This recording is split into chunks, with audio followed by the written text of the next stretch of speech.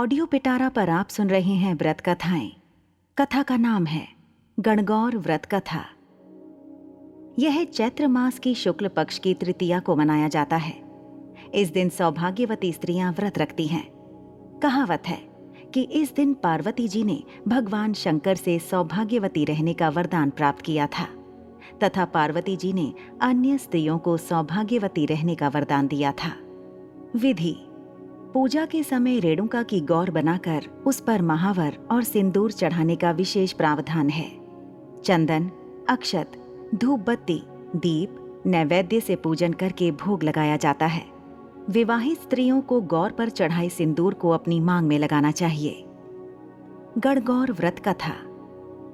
एक बार भगवान शंकर पार्वती जी एवं नारद जी के साथ भ्रमण हेतु चल दिए। वे चलते चलते चैत्र शुक्ल तृतीया को एक गांव में पहुंचे। उनका आना सुनकर ग्राम की निर्धन स्त्रियां उनके स्वागत के लिए थालियों में हल्दी अक्षत लेकर पूजन हेतु तुरंत पहुंच गईं। पार्वती जी ने उनके पूजा भाव को समझकर सारा सुहाग रस उन पर छिड़क दिया। वे अटल सुहाग प्राप्त कर लौटी। धनी वर्ग की स्त्रियां थोड़ी देर बाद अनेक प्रकार के पकवान सोने चांदी के थालों में सजाकर पहुंची। इन स्त्रियों को देखकर भगवान शंकर ने पार्वती से कहा, तुमने सारा सुहाग रस तो निर्धन वर्ग की स्त्रियों को ही दे दिया, अब इन्हें क्या दोगी?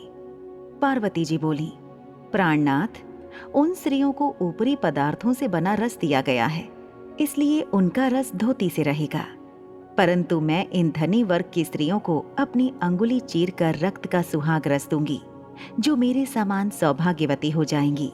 जब इन स्त्रियों ने पूजन समाप्त कर लिया, तब पार्वती जी ने अपनी अंगुली चीरकर उस रक्त को उनके ऊपर छिड़क दिया। जिस पर जैसे छींटे पड़े उसने वैसा ही सुहाग पा लिया। इसके बाद पार्वती जी अपने पति भगवान शंकर से आज्ञा लेकर नदी में स्नान करने चली गईं। स्नान करने के पश्चात बालू की शिवजी की मूर्ति बनाकर पूजन किया, भोग लगाया तथा प्रदक्षिणा करके 2 कणों का प्रसाद खाकर मस्तक पर टीका लगाया। उसी समय उस पार्थिव लिंग से शिवजी प्रकट हुए तथा पार्वती को वरदान दिया, आज के दिन जो स्त्री मेरा पूजन और तुम्हारा व्रत करेगी, उसका पति चिरंजीवी रहेगा तथा मोक्ष को प्राप्त होगा। भगवान शिव यह वरदान देकर अंतर्ध्यान हो गए। इतना सब करते करते पार्वती जी को काफी समय लग गया। पार्वती जी नदी के तट से चलकर उस स्थान पर आईं जहां पर भगवान शंकर व नारद जी को छोड़कर गई थीं। शिवजी ने विलंब से आने का कारण पूछा तो इस पर पार्वती जी बोली, मेरे भाई भावज नदी किनारे मिल गए थे। उन्होंने मुझसे दूध भात खाने तथा ठहरने का आग्रह किया, इसी कारण से आने में देर हो गई। ऐसा जानकर अंतर्यामी भगवान शंकर भी दूध भात खाने के लालच में नदी तट की ओर चल दिए।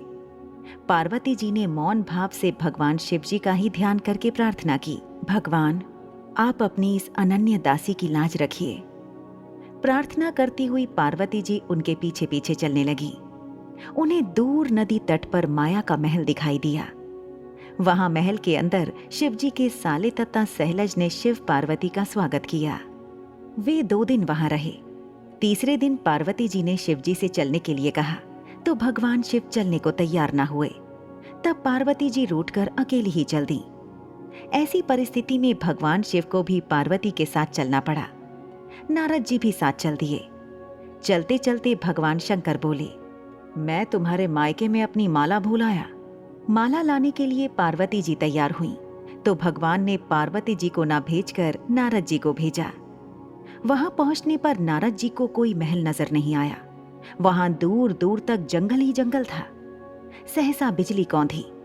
नारद जी को शिवजी की माला एक पेड़ पर टंगी दिखाई दी। नारद जी ने माला उतारी और शिवजी के पास पहुंचकर यात्रा कर कष्ट बताने लगे। शिवजी हंसकर कहने लगे, यह सब पार्वती की ही लीला है। इस पर पार्वती जी बोली, मैं किस योग्य हूं, यह सब तो आपकी ही कृपा है। ऐसा जानकर महर्षि नारद जी ने माता पार्वती तथा उनके पतिव्रत प्रभाव से उत्पन्न घटना की मुक्त कंठ से प्रशंसा की।